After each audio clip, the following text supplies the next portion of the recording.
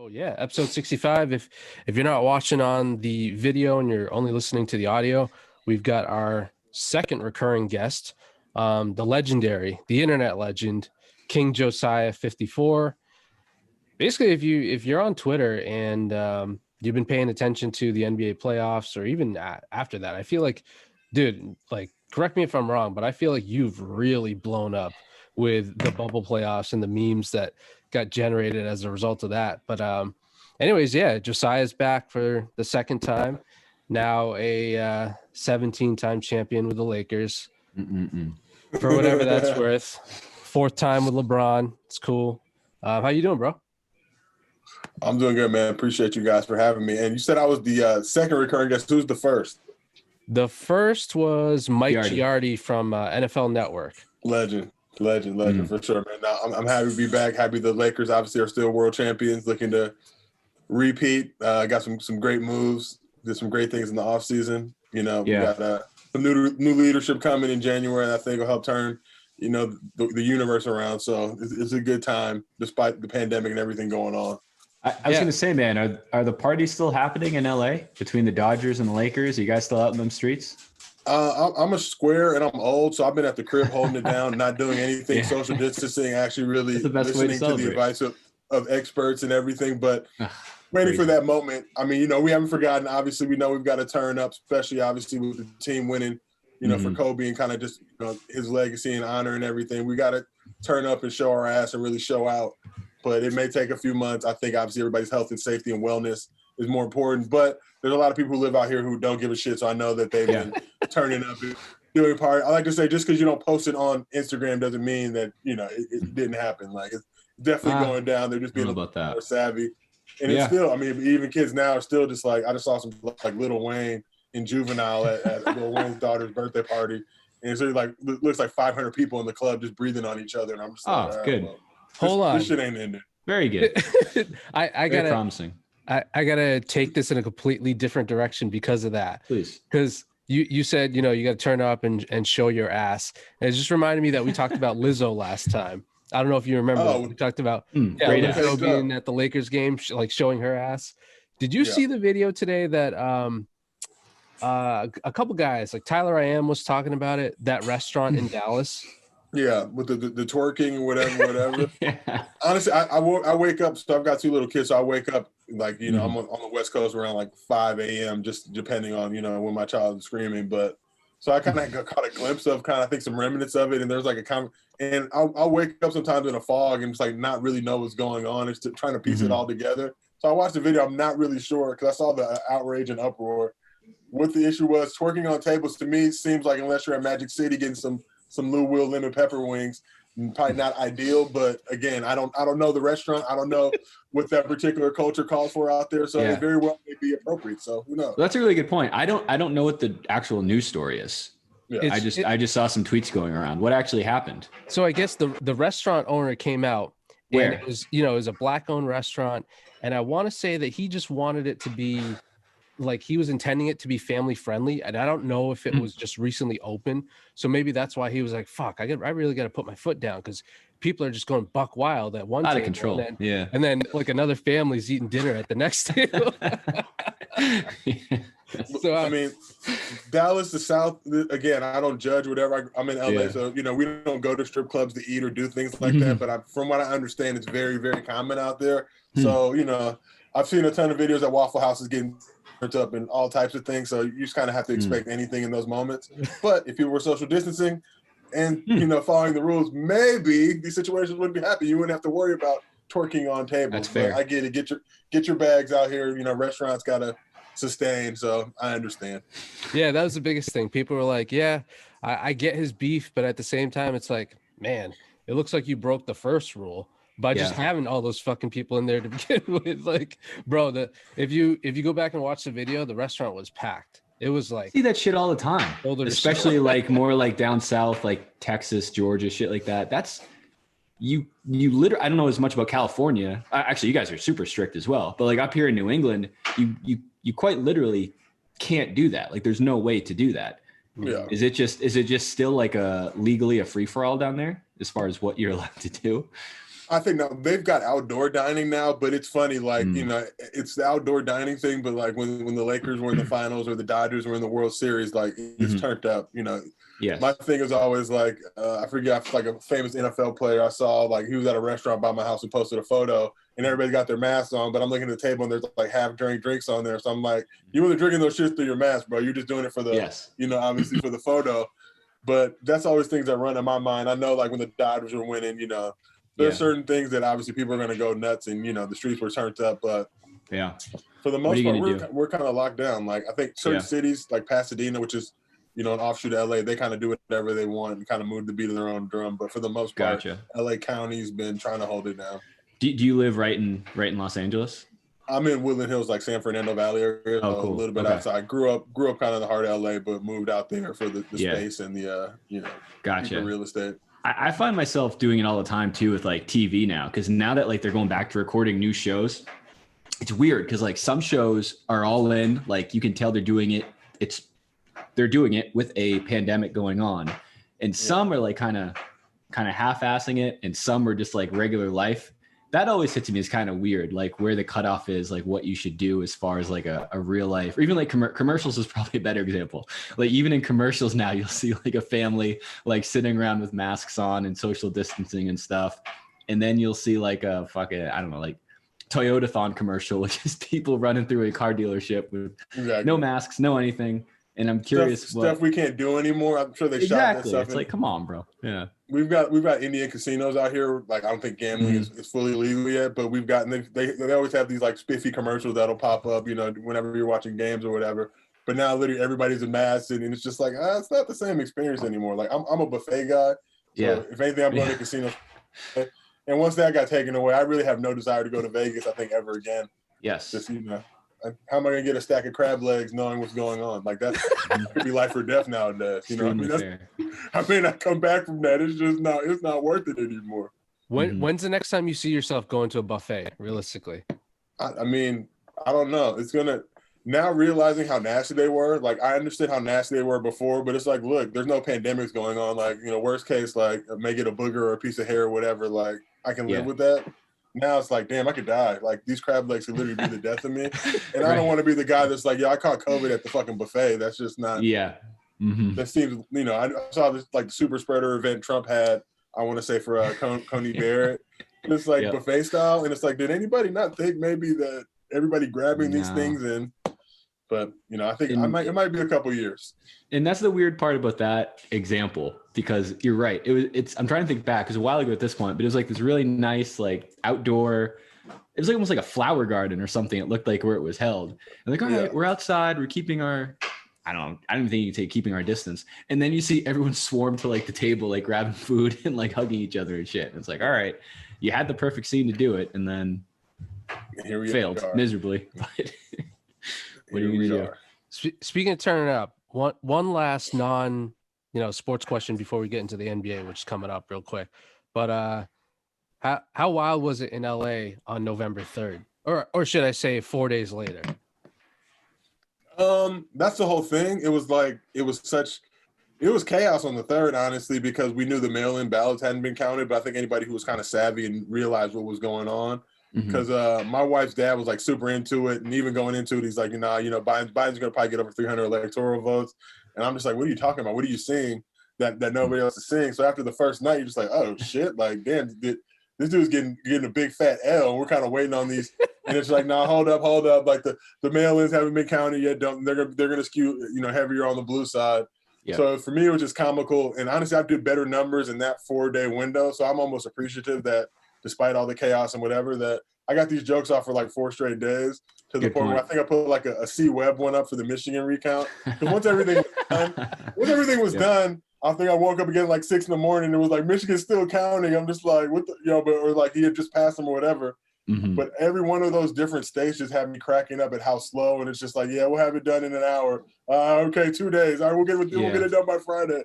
And but you really see how how much intensity and pressure was put into these things, and how serious they took this shit. This was really a matter of like national security. So glad it worked out. We'll see. If we get to January 20th, what happens. But bro, how do you this is something I kind of been wondering off of that. when you go to create memes, like, so anyone who like doesn't follow you for some stupid reason, follow at King Josiah 54. But when you go to like create something, what is your setup like in terms of, do you just have like a million terabytes worth of fucking video footage where it's like, oh, I need to go get a scene from like Scarface. Okay, like get where's the letter S? Let me get to that. So like, how do you have that? mean, a lot of the stuff is in my head, man. I think I'm just from growing up. I think, you know, a lot of us kind of grew up just watching television endlessly, and I have a ton of that shit just in my brain, the most random, obscure stuff. I watch great TV. I watch terrible TV. I love good movies. I love terrible. You know, I watch a terrible movie just as I watch Soul Plane in the same way that I watch Godfather or whatever it may be, but still with the same appreciation. Baby Boy, you know, all these movies, you know. Hey, some people would say that those two movies are equal. They're up there. Exactly, you know what I mean? If I need to be entertained, depending on what the mood is or whatever, there's like serious stuff, or hey, I might just need some lowbrow, like, you know, Wayne's Family stuff. But so I just have this wealth of library of content. So whenever I see stuff, I usually will just see the meme. Like, for example, the Michigan recount. I think it was like Trump's trying to stop the recount. I was like, oh, who does this remind me of? No brainer. Michigan jersey. You know, it kind of just gravitates. Sometimes it's super easy like that. Other times, like, you'll just get lucky. Like, I remember I did like an Adrian Peterson one a couple of days ago with this old dude walking, but he was walking in this like famous area of downtown Detroit, which I kind of knew in the back of my mind when I'd seen the meme before, but then it was like, oh, this timed out perfectly because it's really, shit. A lot of times people will see this stuff and not really even know what, you know, but that's kind of the level I'm bringing it to. Like, I created a whole Boys in the Hood storyline that I thought was going to be the Lakers and Clippers, you know, that tragically the Clippers weren't able to hold up their end of the bargain, but that thing was going on from like the previous like summer round whenever Kawhi signed. And I was planning for obviously the big reveal once the Western Conference Finals hit. But I'll just have stuff in my mind that'll remind me of things like, you know, I try and just gravitate to whatever the funniest, craziest, impractical thing that you could possibly think would be happening, like how a guy would be acting in the locker room or whatever it may be. And just kind of go with those things. Like the clip, I think everybody's been talking about the twerking, but people have been posting the old like Pop dancing at the wedding as like this is a Maggiano's or whatever. But I use that for like Belichick. I think Belichick last week after Brady threw a pick, but just stuff like that in my head. It's just like, what's the most out of pocket fucked up thing that nobody would ever believe would happen? But if I say, oh, this looks like Belichick when Brady threw the pick, everybody's gonna fucking lose their shit because it's just like, there's no way this can happen, but it's hilarious. So the Lakers Clippers was so perfect, like just everything leading up to it. And then you said, man, the Clippers kind of blew it by not holding up their end of the bargain and getting to the conference finals. But I remember one was so good because it was, and I actually randomly just watched Boys in the Hood the other day, the classic Thanksgiving movie. It was one when like the I forget their name, but the other gang, when they roll up on Cuba Gooding Jr. crossing the street, right? And the guy holds up the gun out the window. And then I don't know if it was you who did this or if you just found it online, but you put the Kawhi laugh over the guy in the driver's seat too. Yeah, which was I edited that thing. So that was so good. Whenever I do these things, I try and add like another level. So I played Kawhi and them as the Bloods basically in the movie, the dude with the Jerry curl, whatever, knowing. And everybody would always point like, that's not how the movie ends. It's like, I know how the movie ends. That's literally what I'm trying to do. And we know how the movie ends. Like, everybody thought it was like an anti-Lakers meme at first. It's like, nah, there's a deeper message here. But it was definitely the way that they were, but it's how they were rolling up on him. So I think it was like AD and then Kawhi was in the car and then PG might have pulled out the thing on him. But I find the Kawhi laugh will always take things to another level. So whenever I can just put a Kawhi laugh, and I always feel like it's going to get old and stale, but whenever I hear it, it just makes me always subtly. So if you're hearing it, because I did another video, I think I did the one where they like shoot the gun, and I didn't put that on there. And every time I'll repost that every once in a while. And then it's always the same, like, oh man, I wish you would have put the laugh on it. So sometimes I'll forget to do it. So I always try to make a point now whenever I'm doing anything involving Kawhi to sneak a laugh in, or anytime it's just appropriate. Yeah. So let me ask you this. So do you ever find yourself like you have these clips, right? Or you're watching a movie again, or maybe you find a new one. Do you tend to find yourself like, all right, here's the clip. I need to find a real life scenario to match this with? Or is it typically the other way around? Like there's a current event going on and you're like, I have this Rolodex of memes. Which one makes the most sense to put into this current event? It's usually the other way going on. Like I think about like during the election, like the Nevada recount. And I'm thinking, always gravitate like, oh, it's Nevada. So what's the first thing that popped in my head? Oh, casino, leaving Las Vegas, Hangover, like movies, anything that takes place in that kind of space. Yeah. And then it was one like, oh, it was like, oh, fucking they got caught with their pants down. They were still counting. And then I'm like, oh, let me use this one from Casino where Robert De Niro's character was literally one of my favorite moments. Yeah. Before he sends the guy and he's like, hold on, wait, give me a second. Yeah, and he has to go put his pants on just because it's like, you know, if I was in that position, I'd probably be doing the same shit too. But things like that. So I generally, like, I'll have friends or people send me stuff too. I just did a money talks one the other day for Luau Dang. Oh, yeah. A friend of mine. He sent this to me probably like 2 months ago. He was like, yo, I love this clip. And I was like, I love it too. I've used other scenes from the movie and memes before. I'm like, oh man, I completely forgot about this. But it had just the perfect, you know, obviously when Luau's contract was going to have to be paid all the way through. It's like, yeah. And I've joked about, yo, does this dude deserve a ring? I think, yeah, he's still on salary. He's literally making more than Jared Dudley, Dwight Howard, a lot of dudes on the team. So he definitely earned his ring. So that's so funny. That's so sad. But speaking of the Lakers, so we already talked about them. They won the championship. Yeah. So looking forward, they've had a pretty busy offseason, I think. What are some of let me ask you this. So out of the you lost some dudes, you gained some dudes. What do you think is like the biggest loss you guys saw, and what's one of the more exciting additions you're looking forward to this year? I mean, yeah, I think from the loss standpoint, obviously Rondo, just what he brings from a veteran leadership role. Obviously, you know, with the Celtics back in the day when he was getting going, and just that, you know, he showed up big in the playoffs. Yeah, and playoff Rondo is real for sure. He hurt his thumb or something, and it was just like, damn, this dude might not be back for a minute, but he came back, didn't miss a beat, hit some big shots in the finals. So Dwight is another guy. But my thing with Dwight, I got like a love-hate relationship with him because like Dwight to me, like he locked down Jokic, like he literally got in his head, and I knew going into that series, like, oh, this was going to be the perfect dude to throw out there on him because Dwight's annoying. He doesn't give a shit, but Dwight also does a lot of boneheaded shit, and it's just like, dude, what are you doing? Like, what are you thinking right now? Just like terrible, you know, like when you play with people and it's just like, that was just a terrible decision you made that literally didn't help us at all. And he's still in his head trying to figure it out, to fight somebody, forget who it was in the finals. And like, you know, it's just like, Dwight, what are you doing? This is unnecessary. Like, you know, he'll get, you know, flagrants and just dumb shit that's like, bro, you know basketball better than this. You're a future Hall of Famer. Get it together. But also glad, you know, to see Schroeder come in, to see Gasol come in. Wesley Matthews, everybody's kind of critical of him, like, oh, he's never done anything. I have to explain to people, like, what guys have done previous to LeBron does not count when they come and play with a guy like LeBron, who's smart, his knowledge, the way he can create shots, him and AD on the court is making things a lot easier. And I know Wesley played with Giannis, and Giannis is a great player, Middleton and that crew they've got, but nothing is really matching what LeBron and AD are giving you right now, just from LeBron's ability to run the point and AD to be able to play the 3-4-5 as needed, hit jumpers, stretch defenses. So I think that squad, you know, it's fun when the offseason started, you know, everybody was just like, oh, it was a fluke. You know, they're not going to have enough to get back. But even getting to Gasol and everybody was shitting on that move, like, oh, he's trash. Now it's like, we need Gasol to play like 20 minutes a game, maybe. Right. We're not tripping. We don't need him to come be all NBA. Like, we know what we're getting with this dude. And I feel like that's another dude like, oh, I can win a championship and play on the Lakers and really keep the Gasol name, you know, cooking in LA. Like, I'm going to bring it. So, coming to LA, which a lot of people don't realize, like just coming out here, living out here, and it's a chance that really reinvigorates you as a hooper and as a basketball player. So I think that squad, you know, I know they're going to be tired, but I'm curious to see how they start at the beginning of the season. Because honestly, I don't really want to see LeBron or AD till MLK Day at least. Like, give those dudes a good 4 to 6 off. Yeah, you know, maybe one game a week, 2 games a week. Like, you know, we can get on the Kawhi low management schedule. But there's nothing for them to prove now. And ultimately, we've seen, like, obviously you want to have the 1 seed, but if we're in a situation where that doesn't mean shit and we're not going to return to playing in arenas, like, who cares what seed you are ultimately, really, at that point? Like, good point. It's really matchups, like, you know. And then what about who the hell's the other guy you guys added? Oh, you added Trez too, right? Yeah, Montrezl Harrell. I didn't the Trez move. So it's not on that level, but I remember. I'm a fan. I'm a big fan. I think he's another guy who will be able to really thrive in that system. But it reminds me, last year I remember when Kawhi and PG, like that night of free agency, like I was literally in Iowa at my wife's parents' house, getting ready to go to sleep. Phone dings, and I think like the Paul George news came first, and it's like, what the fuck is going on? And then it was like the Kawhi right after that, and just the internet was in a fury.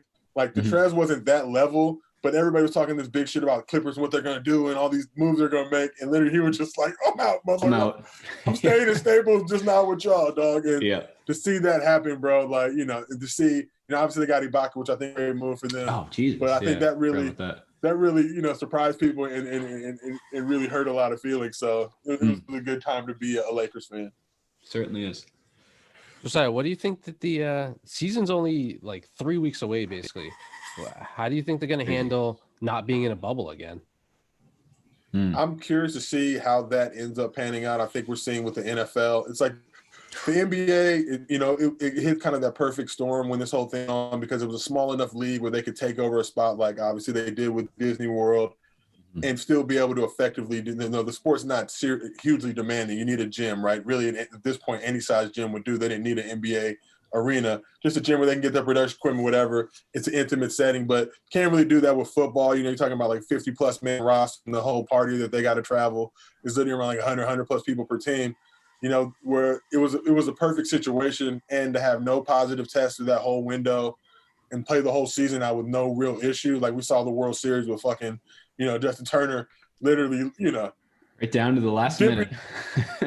Like I remember he left the game. I was like, "What's going on?" I'm ready to cuss out Dave Roberts, and I'm just like telling my wife, like, "Oh, this feels like some fishy shit." Like he didn't just pull him for no reason to find out. But and everything we're seeing in the NFL, literally, the NFL is bragging about having not canceled games, but it's like literally we're watching like the Broncos play with like a dude who hasn't been a quarterback in 5-6 years. Not great. Just to spin that forward, I don't know how it's going to work. I think the league's lightning in a bottle with the first bubble in terms of being able to keep it COVID free. But the way we're seeing these numbers explode, I just don't know.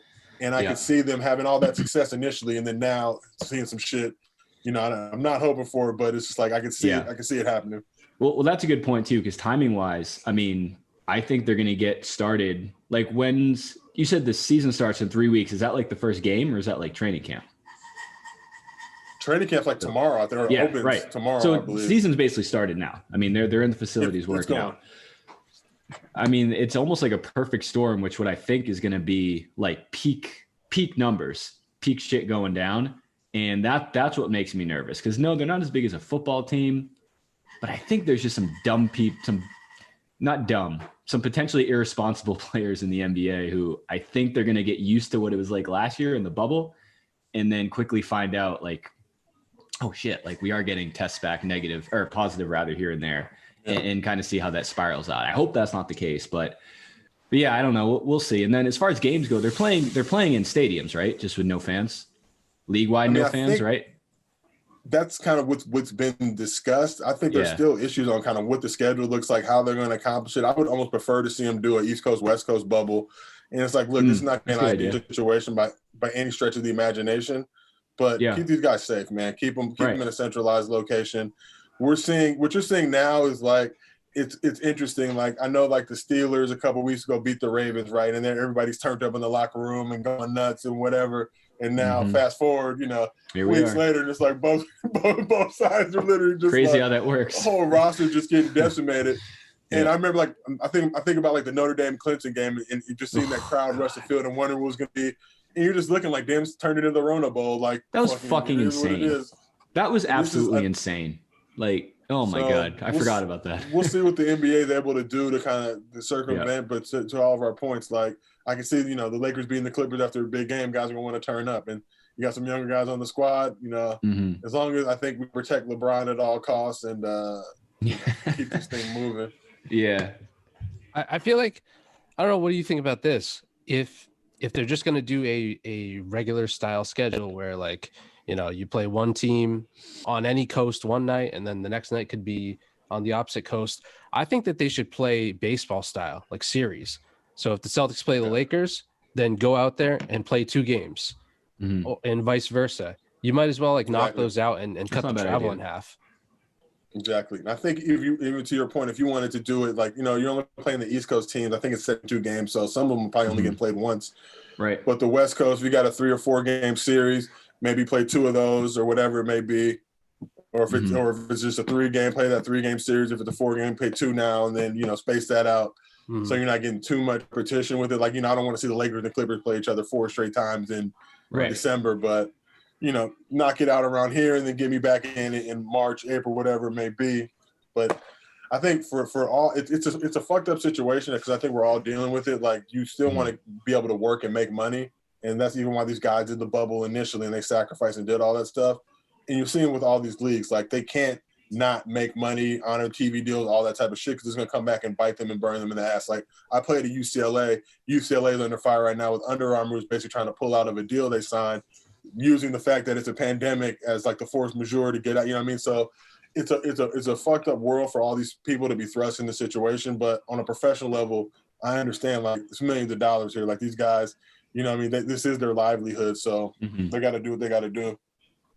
Let's do this. Let's shift gears to something a little more uplifting. There's a clip circulating today. You guys had Logan Paul, undefeated heavyweight boxer, on your show Dunk Bait. I think, when was that? A while ago? Like a year ago or so? You're talking to him about the fight? Or no, July maybe. Okay, seems like a year ago. But so he had his thing with Nate Robinson over the weekend.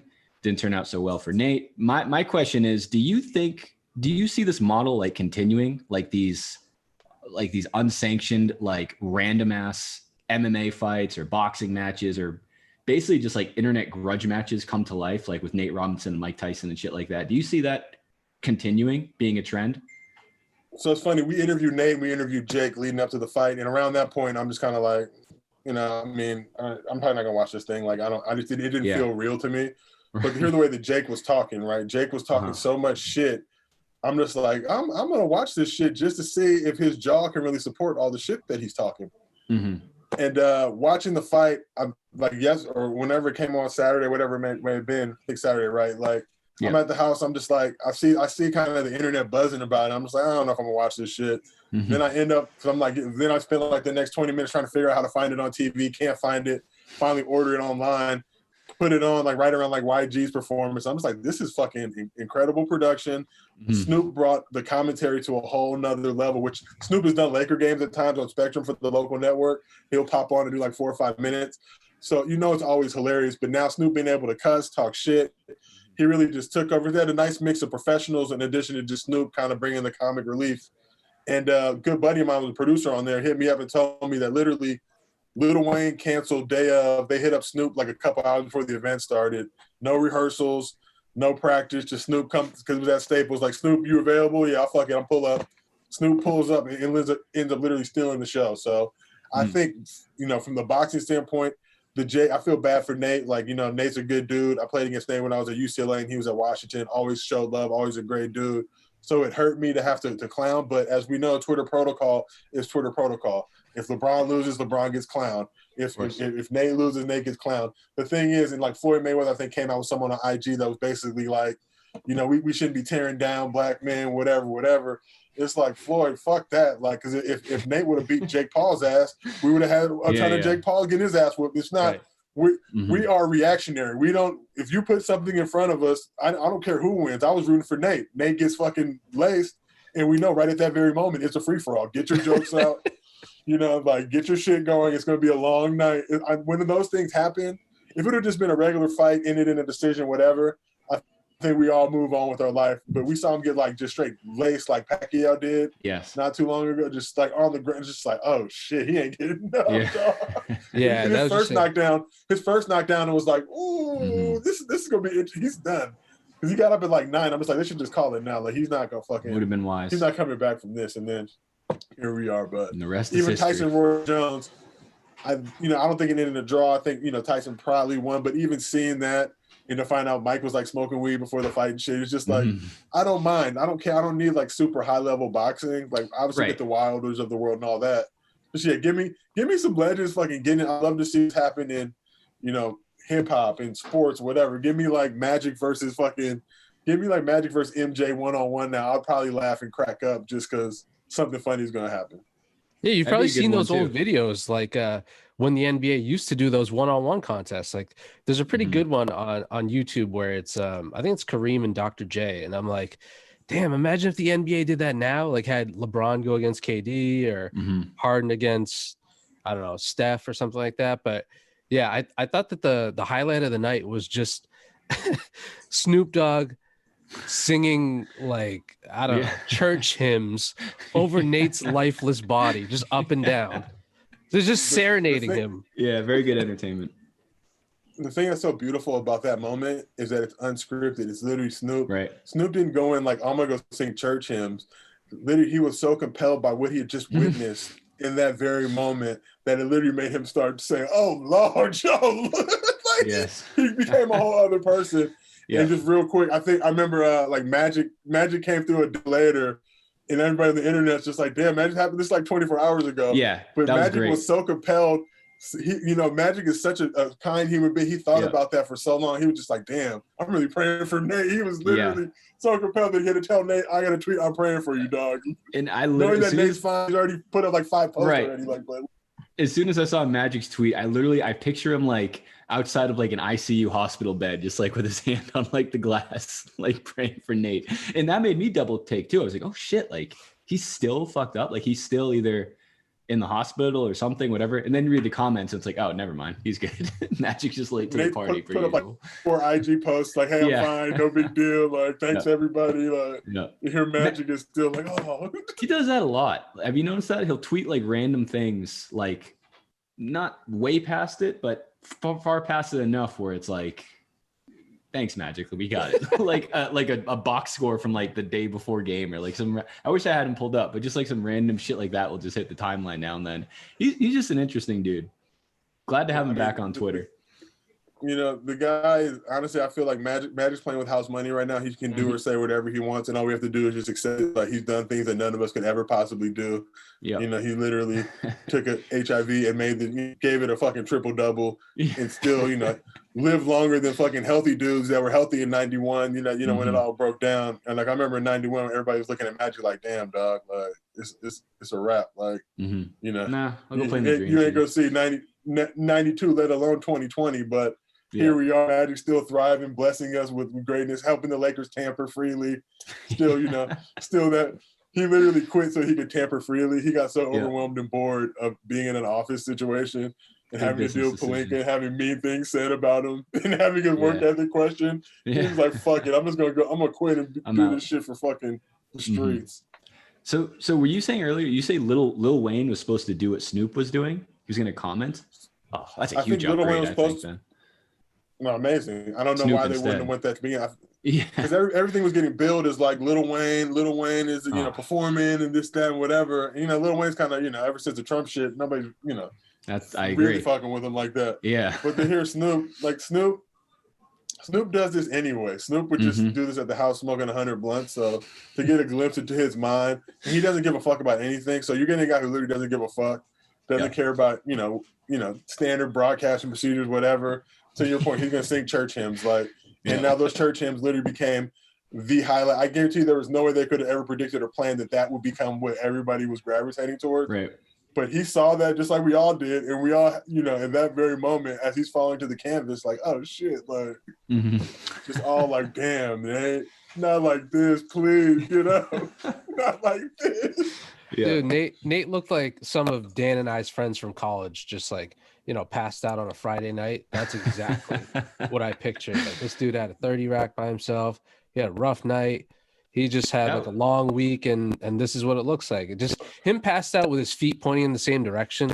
I don't know why, but that his legs like, imagery very weak. Yeah. The clips from like the Wizard of Oz were really good. Like the witch from Wizard of Oz with like Nate's legs, like not very flattering looking lower body on Nate Robinson. I'll tell you guys, I didn't end up doing it, but I was about to recreate the whole scene from Coming to America, the barbershop scene where they're talking about Joe Louis. Oh, and Rocky Marciano. Yeah. But then I'm just like, I put up like 8 Nate jokes at that point. I'm just like, I'm not going to do that. I'm still kind of sad about it. It was literally probably going to be a 1 million view video. And I'm just like, nah, Nate's got enough heat. I just want to be the guy that, keep it in the holster. The thing about the internet, we're all in those positions sometimes. Like, I've been canceled before on the internet at times. Like, I wouldn't wish that on any man. And we all have to take a step back and realize that this is a dude with a family and kids. And Jake Paul's going to troll him enough by wearing his jersey and wearing his Robinson chain and doing all those things. So we need to lighten up.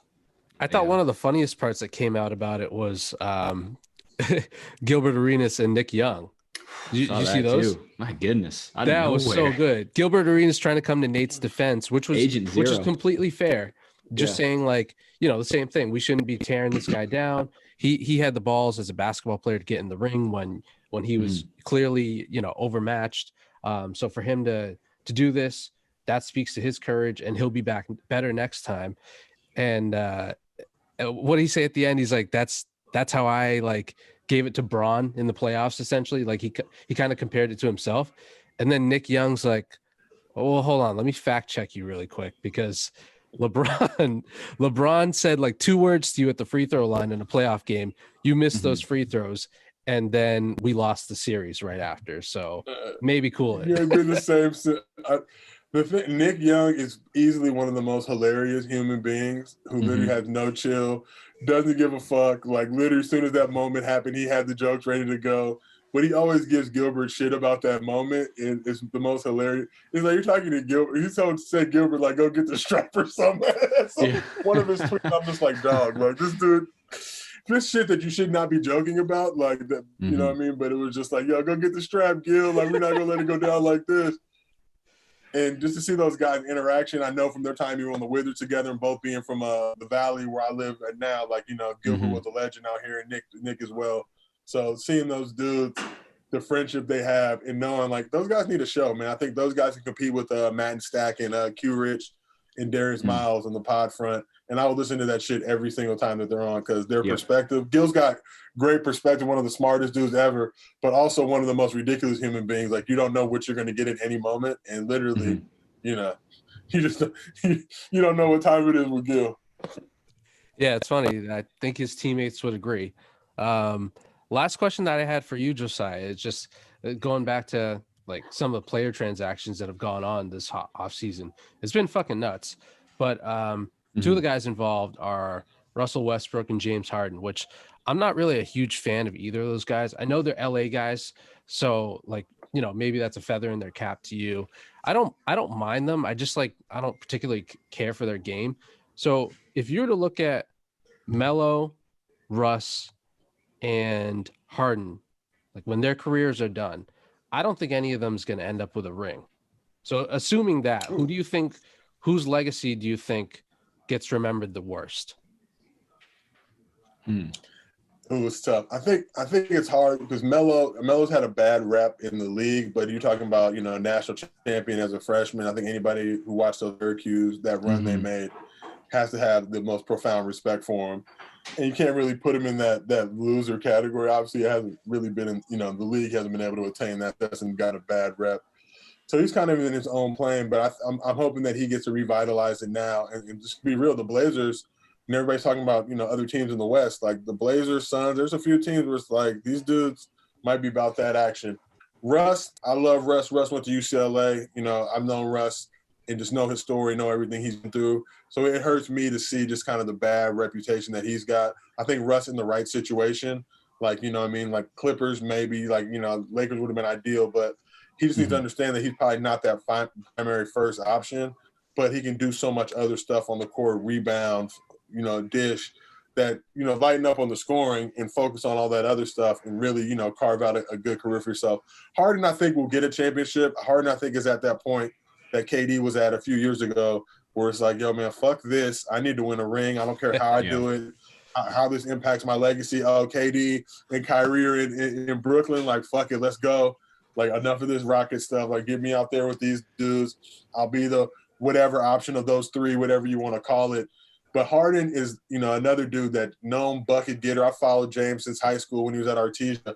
And just a guy that is a, you know, a leader. Like, you know, I know he gets knocked a lot for not playing defense, but I've seen him in locker rooms, just how he interacts with teammates and players. And he's a guy you love and you want to play with.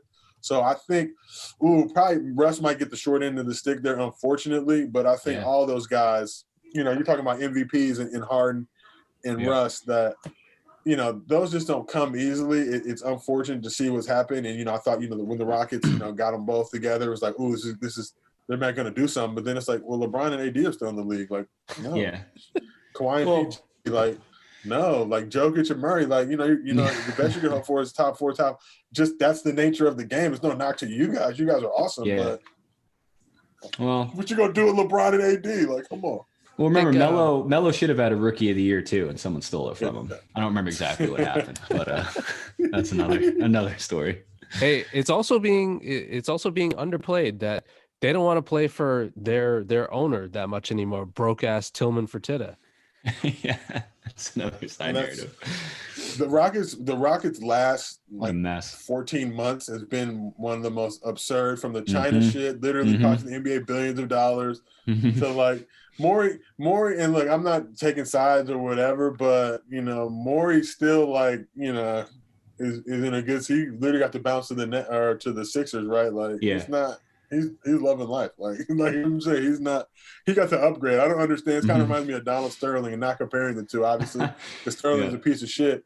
But Sterling, like, you know, gave the league a black eye and literally sold his team for fucking, you know, $1 billion more than it was worth. Like that's not an L to me, really. That's like, ooh, no, I agree. Me. Oh, bro, fuck. Bro, if that's getting canceled, then cancel me every day. Yeah. Here, take our 1.2 billion, and my wife gets the other 800 grand. Okay, fuck, that sucks. All right. He's dead, right? Did he die, Donald Sterling? Nah, he's dead to the universe. I think he's physically still kicking. Yeah, he's too much. The racism is still coursing through his veins. It's pumping to keep him black alive. People too much to die. He's racistly immortal. All right, cool, man. I know we're coming up on time. We'll let you go, but before we do, just remind us one more time. Where's the best place for people to keep up with you and follow with you online, Josiah? King Josiah 54 on Twitter and Instagram. Twitter is more active. And if people, I'm just tell you guys, people always send me shit and they always tag me in the body of their tweet. Like they'll put a funny video or whatever. Stop doing that shit. Post a tweet how you want to post it, and then just make a thread and tag me underneath it so you keep the integrity of your tweet. So if I do retweet it, I can actually get you some engagement on it. Just on my mind. It has nothing to do with anything. But because people all the time, like, and they'll tag me, and it's like, bro, you've already just hurt your engagement because I'm just gonna retweet this shit because I'm tagged on it. Like, and if I do it, it's gonna fuck up your shit because, like, it's just weird. Like, but if it looks like a clean, you see the way I tweet, like, if it looks like a clean tweet and it's funny, send it my way. I'll look at it and like it. Worst case, retweet it if I can. Sometimes I got other shit going on my TL. I'm spacing out my own shit, so I can't really bring other stuff into mine. I'm trying to get my buckets, but. Just something I noticed, neither here nor there, but it was on my mind, so I figured I'd get it out. Yeah, because I will be retweeting for sure that Chris Rock scene from "I'm Gonna Get You, Sucker." That you got change for 100. Yeah, that scene when you tweeted that the first time and I saw it, I was like, I feel like this is so applicable to so many things. Oh yeah, it's one to keep. I love when I find a video that it's like, okay, I can use this 100 different ways. Yep. And a lot of people, they'll sometimes get mad at me, be like, "Oh man, you already used this." Like, okay, but what did it do last time I used it? What did it? The point is, like, I might, if it's appropriate, and I can't think of anything better to beat that one, I'm going to go with the one that everybody's going to universally embrace. It's only natural. Yeah, it's versatile. It's great for me to see like, everybody else is doing it too, because it's like, look, I'm not the only person that can be funny on the internet. Everybody go do this shit. We all need entertainment. I love nothing more than to scroll my timeline and see 30 funny ass videos that fucking have me cracking up and help take my mind off all this bullshit. Positionless tweet. Yeah. Last thing, dude. When is Dunkbait coming back? We got to figure it out. I'm hoping, for the start of the season, but you just, the game is the game. So we'll see what's going down. Stan LeJethro's contract negotiations and his salary demands, holding everything up. LeJethro's a living legend. Crazy motherfucker. Yeah. Yeah. I told him, dude, he should start an OnlyFans with just him. He likes to barbecue. I'm just like, bro, if you like shirtless barbecue, you'd have like at least 1,000 women paying you $20 a month just to watch you. Nothing sexual, just wear your apron with your shirt off, barbecue. Soapy would buy it too. There's your retirement fund. All right, brother. We'll let you go. Thanks again for hopping on this, man. All right. Thank you guys. Thanks, bro.